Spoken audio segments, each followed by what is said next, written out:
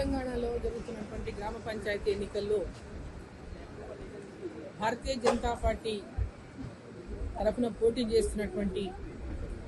అభ్యర్థులందరినీ గెలిపించాలని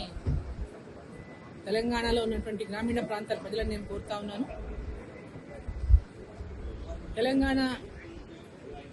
రాష్ట్రంలో ఇవాళ గ్రామ పంచాయతీలకు పెద్ద ఎత్తున నిధులు ఇచ్చి గ్రామ పంచాయతీల అభివృద్ధికి కృషి చేస్తున్నటువంటి కేంద్ర ప్రభుత్వానికి మీరందరూ మద్దతుగా నిలబడాలని, 2 సంవత్సరాలు అవుతున్నా ఈ రాష్ట్ర ప్రభుత్వం అధికారంలోకి వచ్చి ఒక్క గ్రామ పంచాయతీ కూడా ₹1 నిధులు ఇవ్వాలనేటువంటి విషయాన్ని కూడా గ్రామస్తులందరూ గమనించాలి. ఈరోజు తెలంగాణ రాష్ట్రంలో గ్రామీణాభివృద్ధి జరగాలన్నా, గ్రామాల లోపల పెద్ద ఎత్తున పేదలకు అభివృద్ధి కార్యక్రమాలు అందించాలన్నా, రైతులకు, మహిళలకు, యువతకి విద్య, వైద్యం అన్ని రంగాల్లోనూ ఇవాళ నరేంద్ర మోదీ గారి ప్రభుత్వం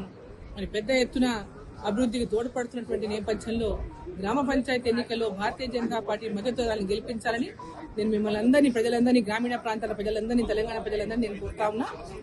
ముఖ్యంగా మన మహబూబ్ నగర్ పార్లమెంటు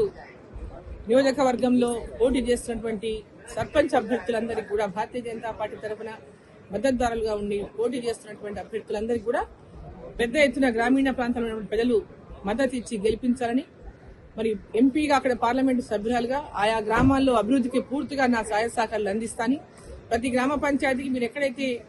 సర్పంచ్లను భారతీయ జనతా పార్టీ మద్దతుదారులను గెలిపిస్తారో ఆ గ్రామానికి 10 లక్షల రూపాయల నిధులను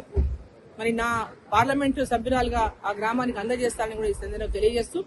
పెద్ద ఎత్తున మీరందరూ కూడా సహకరించి భారతీయ జనతా పార్టీ మద్దతుదారులను, సర్పంచ్లను గెలిపించాలని, వార్డు మెంబర్లను గెలిపించాలని మిమ్మల్ని అందరినీ నేను కోరుతాను.